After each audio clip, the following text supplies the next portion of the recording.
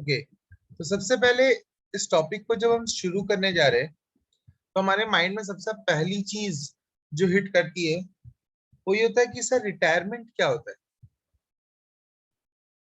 तो मैं आपको बता दूं, जैसे कि हमने देखा था कि कभी कभी partners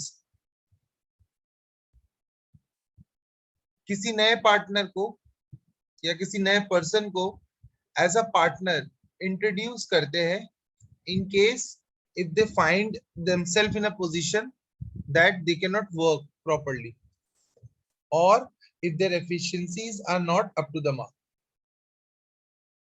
In such cases, what they do, they introduces new persons as partners.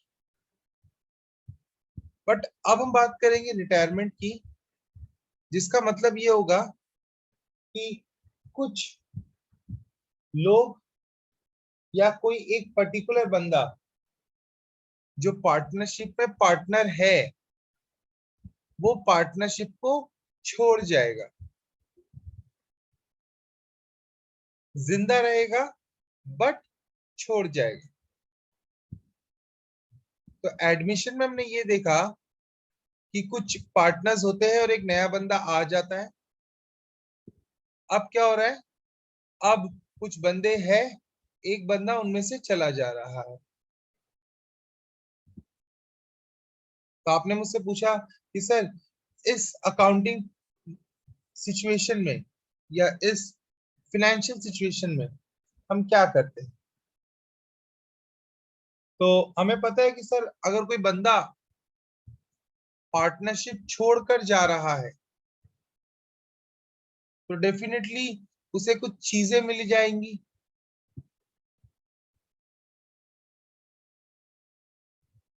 क्या होंगी वो चीजें?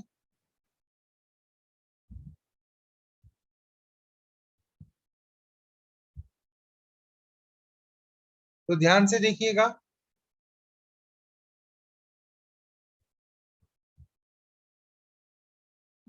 अच्छा त्रिशा, आप बताओ, एक सिचुएशन देता हूं मैं आपको। Suppose yes. आप, साक्षी और मैं, हम तीन पार्टनर्स हैं। मेरी उम्र आपसे कुछ ज्यादा है, बहुत ज्यादा नहीं, कुछ ज्यादा है। मैं जल्दी ही बूढ़ा हो गया और इस रीजन से मैंने पार्टनरशिप को क्विट करना का डिसाइड किया, that I will be quitting this partnership. मैंने आप दोनों को ये चीजें बताई कि तीशा एंड साक्षी, आपको जैसे पता है मेरी उम्र बढ़ रही है, तो I am not in a position कि मैं इस पार्टनरशिप को कंटिन्यू कर सकूं।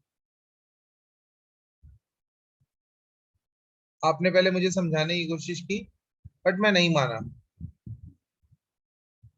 मैं पार्टनरशिप छोड़कर जाना चाहता हूँ, अब मुझसे काम नहीं होगा। तो आपने कहा ठीक है भैया, आपकी मर्जी। तो क्या बस इतना कहने से हो गया? आपको क्या लगता है बस मैं अलविदा बोलूंगा और चले जाऊंगा? नहीं, तो क्या करूंगा मैं? शायद अपने शेयर के एसेट्स लोगे। अच्छा, इसका मैं अपना हिस्सा मांगूंगा। हाँ। तो हिस्से में मैं क्या क्या मांग सकता हूँ, लिस्ट आउट करते हैं चलिए।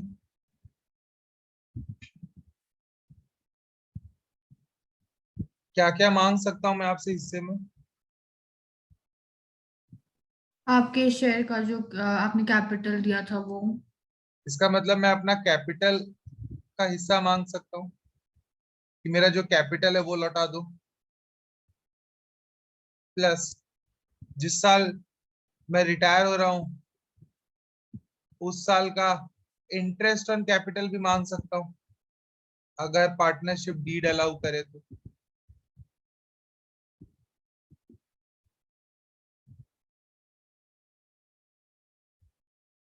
और क्या मांग सकता हूँ? गुडविल का शेयर। गुडविल का शेयर मांग सकता हूँ।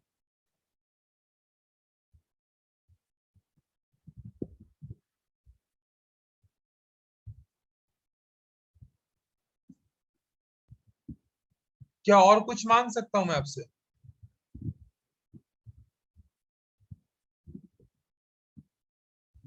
मे बी उस फर्म की जो वैल्यू है उस टाइम पे उसका भी शेयर। अच्छा, इसका मतलब मैं आपसे एसेट्स एंड लायबिलिटीज में जो रिवैल्यूएशन प्रॉफिट या लॉस हुआ है, इसका मतलब मैं आपसे क्या मांग रहा हूं? मैं आपसे मांग रहा हूं शेयर ऑफ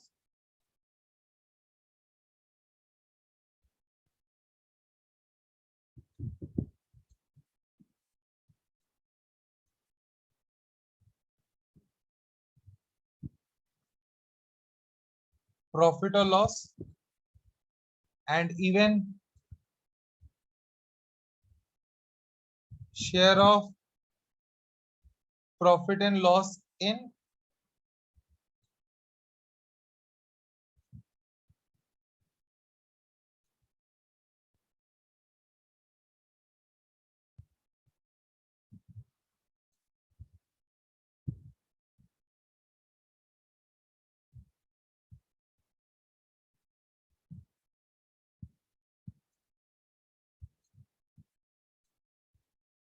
साथ में मैं आपसे मांगूंगा शेयर ऑफ रिजर्व एंड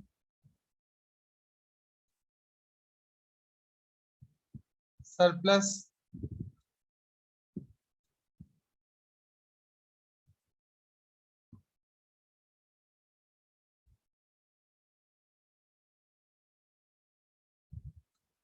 ये सारी चीजें मैं आपसे मांगूंगा,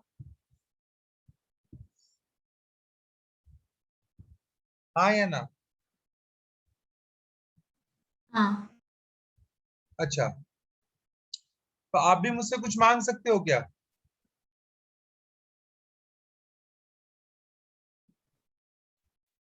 हाँ। आप मुझसे मांगोगे amount of drawings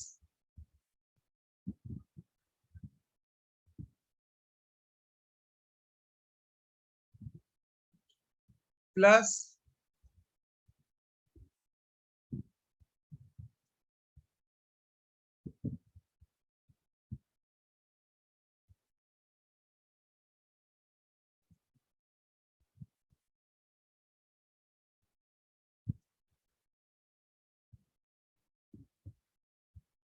interest on drawings.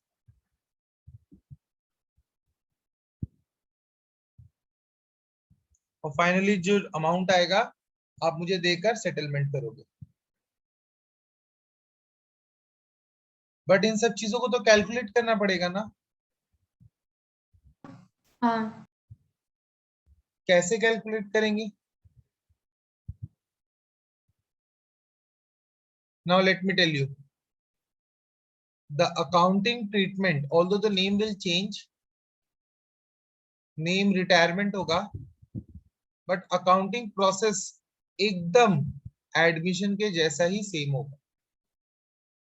हमने जिस आइटम के बारे में जो चीज या जो बात एडमिशन पढ़ करते समय सीखी, हम सेम तरीके से उसी चीजों को रिटायरमेंट में भी करेंगे।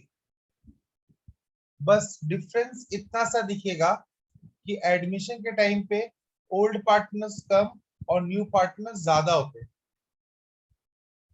रिटायरमेंट के केस में ओल्ड पार्टनर्स ज्यादा और न्यू पार्टनर्स कम होते हैं।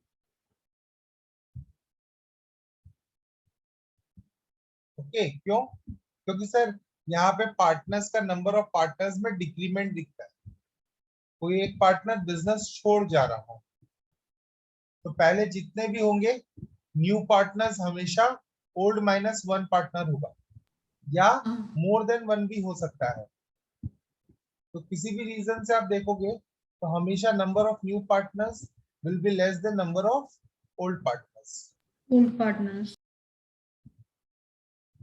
क्लियर? तो चलिए हम पहले एक एक करके शुरू करते हैं। सबसे पहले हम देखेंगे कि हम चेंज इन पीएसआर या न्यू पीएसआर कैसे कैलकुलेट करें।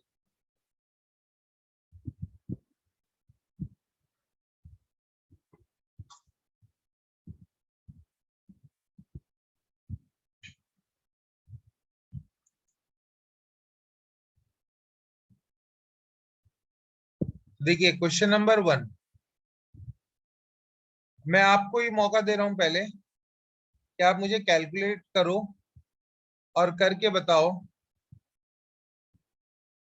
कि गुडविल का यहाँ पे क्या एडजस्टमेंट एंट्री होगा अगर हम गुडविल को कैपिटल से एडजस्ट करने मतलब कैपिटल अकाउंट से एडजस्ट करने वाले, जो कि हम हमेशा करते हैं, क्वेश्चन चाहे बोले ना बोले। आई थिंक आपको आता है ये करना, जो हम रेज एंड राइट ऑफ करके करते थे। हाँ आप करके मुझे बताओ कि पहले केस में जर्नल एंट्री क्या होगी।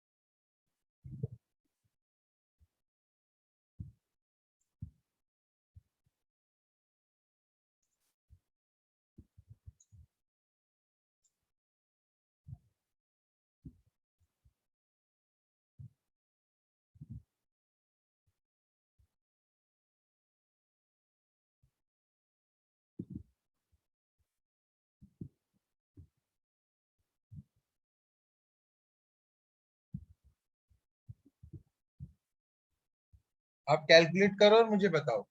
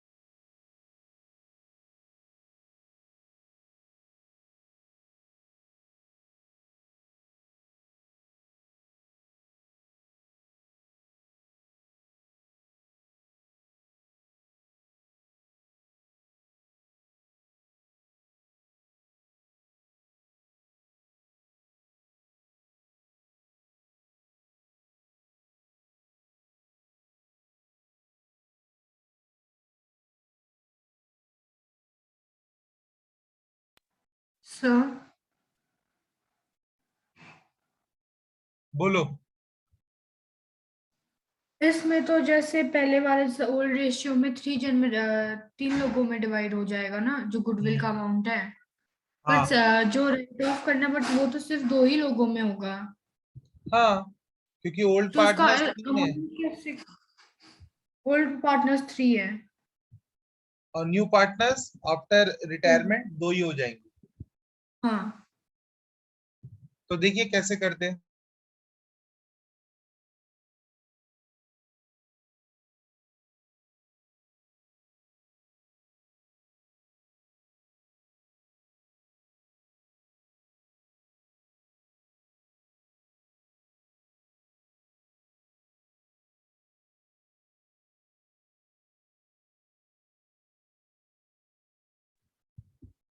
हम पहले 1,20,000 रुपया को इनके बीच में बांटते हैं। हाँ, 60,000, 40,000, 40,000 20,000। and 20,000. 30, 40, 20। देन हमने लिखा लेस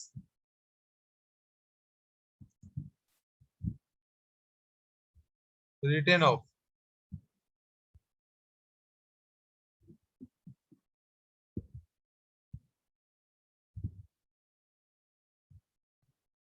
जब इससे करोगे तो ये कितना आएगा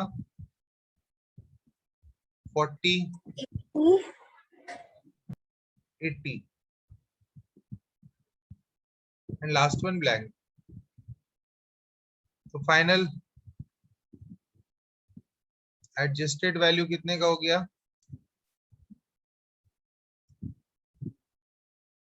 20,000 पॉजिटिव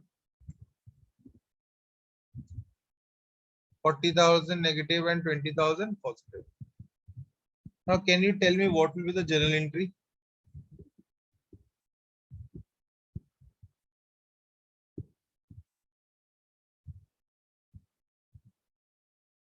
साक्षी बताओ।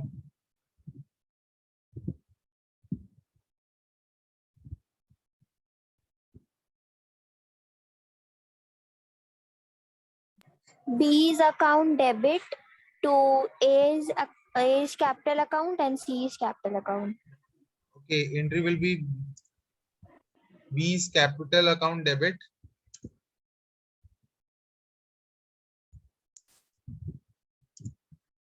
to A's capital account to C's capital account. Amount 40 20 20.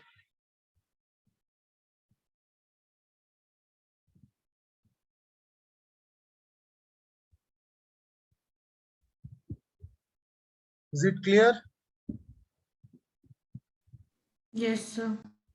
So now depending upon this, you will be solving question number 2 right now.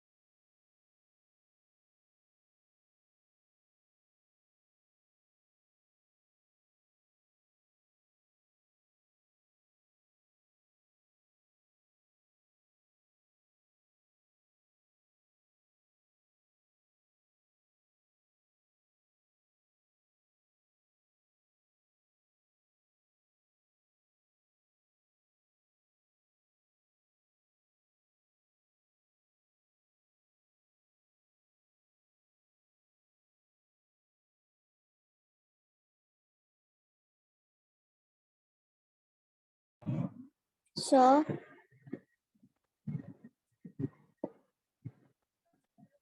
हाँ बोलो।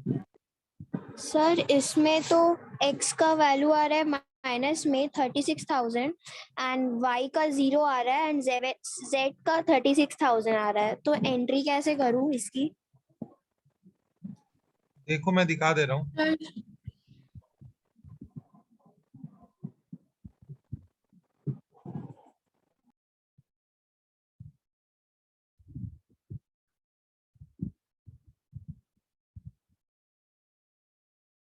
आपने पहले इसे बांटा किस रेशियो में? 4:3:3। 3:3 ओके, दैट मीन्स 48,000। 36,000 36,000 36 हाँ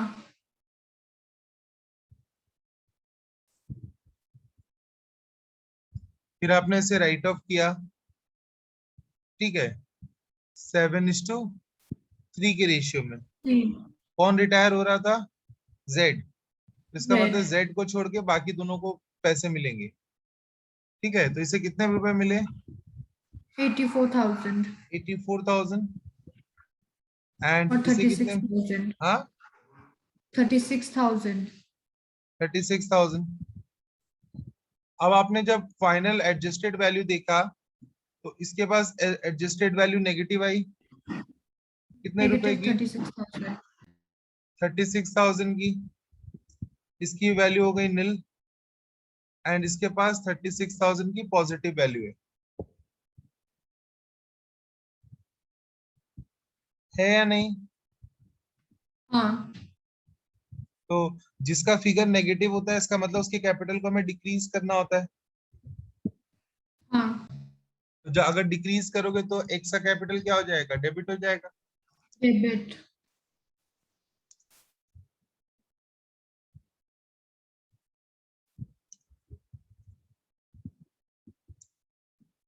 और जेड का कैपिटल इंक्रीज होगा 36,000 से।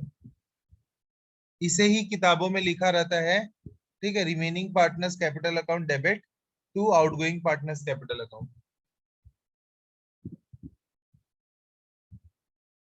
ओके। हाँ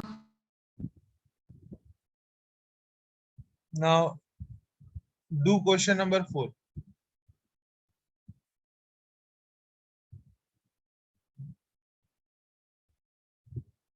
सर क्वेश्चन नंबर 4।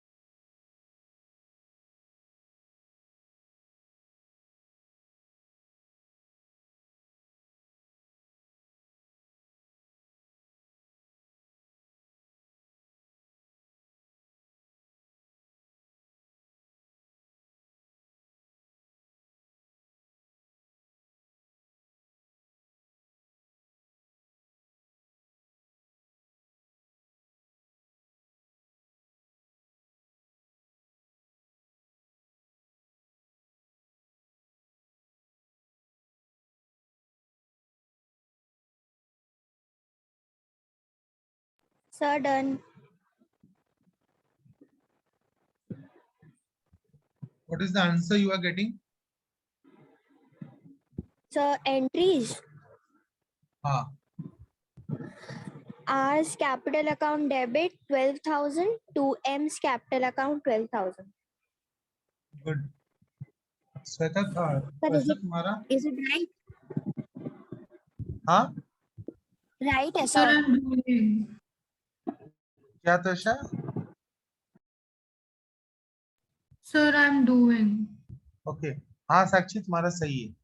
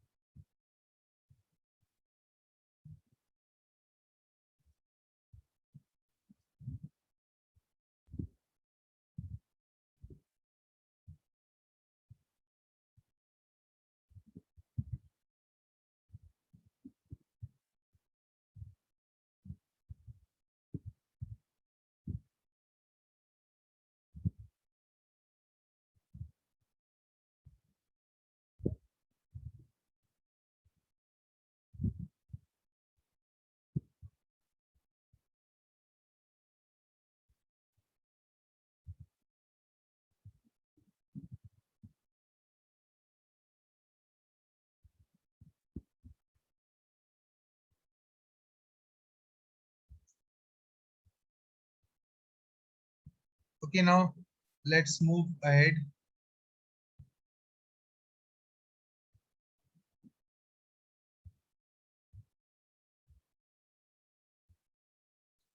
तो चलिए अब हम लोग एक कंप्लीट क्वेश्चन देखते हैं। किस पे? रिटायरमेंट पे। मैंने आपको बताया कि रिटायरमेंट में हम जैसा एडमिशन में कर रहे थे वैसा ही रिटायरमेंट में करेंगे। जो मेन डिफरेंस दिखेगा वो गुडविल के अकाउंटिंग एंट्रीज के ऊपर दिखेगा। प्रोसेस एकदम सेम था, जैसा था वैसा ही रहा, कोई भी चीज बदला नहीं।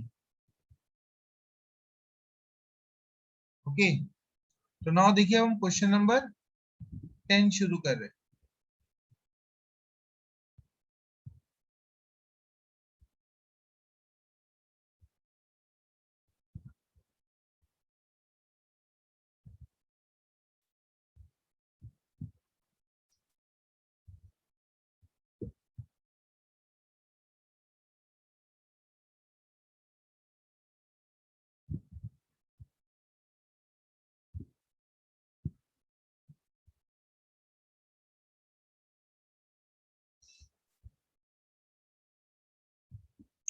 आप लोग क्वेश्चन देख पा रहे हैं?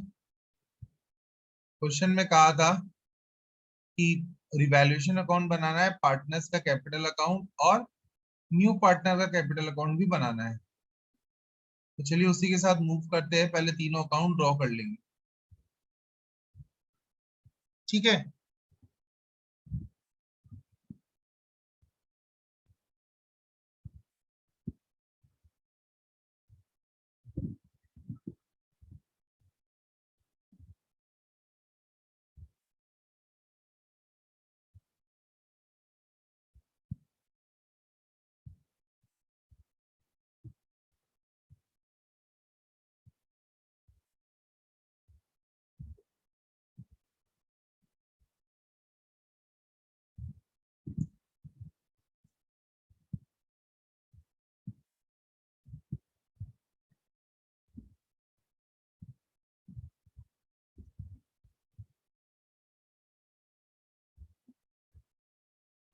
ये कौन सा नंबर है सर? Question number 10।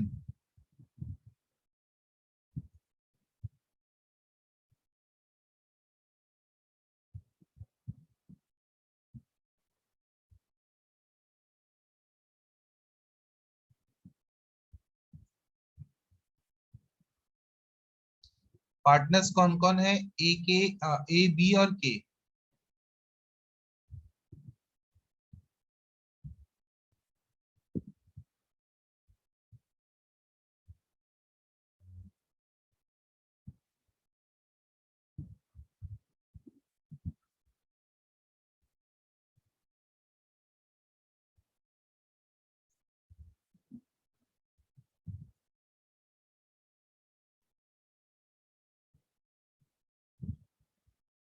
ठीक है।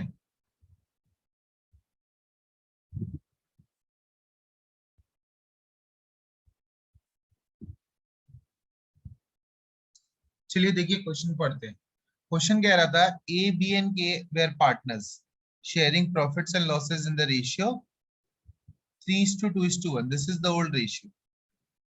Their balance sheet on 31st December 2015 was as follows.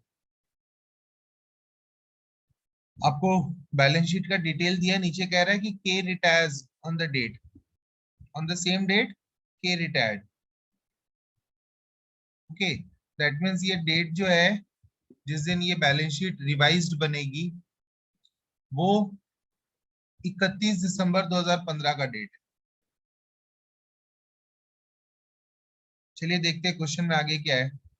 Goodwill firm का दिया हुआ है, बिल्डिंग को एप्रिशिएट करने बोला, प्लांट एंड फर्नीचर को डिप्रिशिएट करने बोला, प्रोविजन बनाने बोला।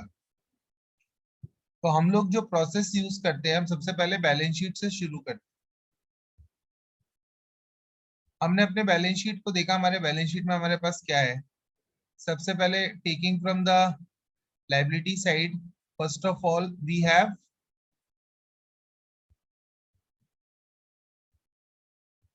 कैपिटल। तो हम सबसे पहले कैपिटल अकाउंट को लिख लेंगे।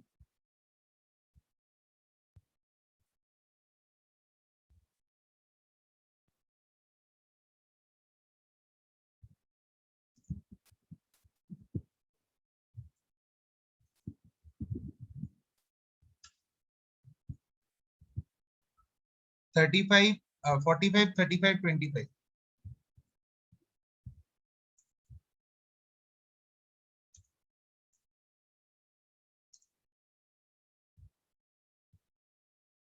ओके, हमने कैपिटल अकाउंट के बैलेंस को लिख दिया। फिर हमने क्वेश्चन देखा तो लायबिलिटी साइड में हमारे पास रिजर्व है, हमारे पास प्रॉफिट एंड लॉस अकाउंट है। प्रॉफिट एंड लॉस रिप्रेजेंट करता है सरप्लस को, और हम जानते हैं कि किसी भी रिजर्व एंड सरप्लस को रिकॉन्स्टिट्यूशन करने से पहले ही हम पार्टनर्स कैपिटल अकाउंट में ट्रांसफर कर दिया करते हैं।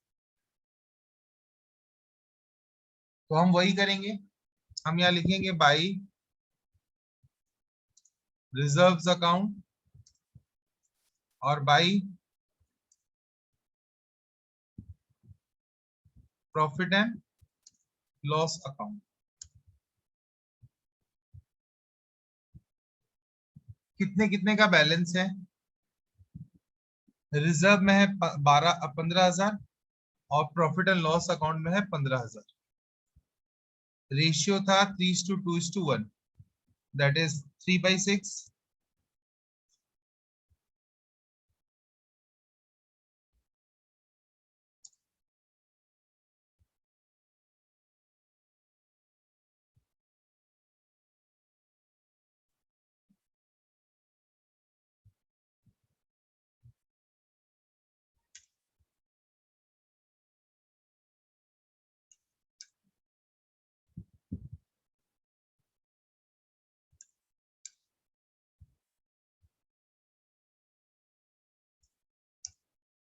ओके, हमने डिस्ट्रीब्यूट कर दिया इन द रेशियो।